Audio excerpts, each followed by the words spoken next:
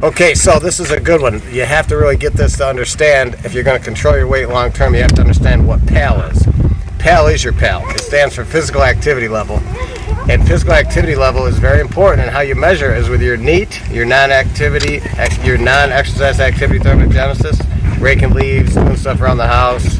That's non-exercise activity thermogenesis. EAT is called exercise activity thermogenesis. That's where you burn and you get that's when you get purposeful exercise, and that helps you burn calories. So physical activity level is NEAT plus your EAT, and how you measure it is with your watch. My recommendation is you start tracking it every day and really try to get a mindset of how you can get purposeful exercise.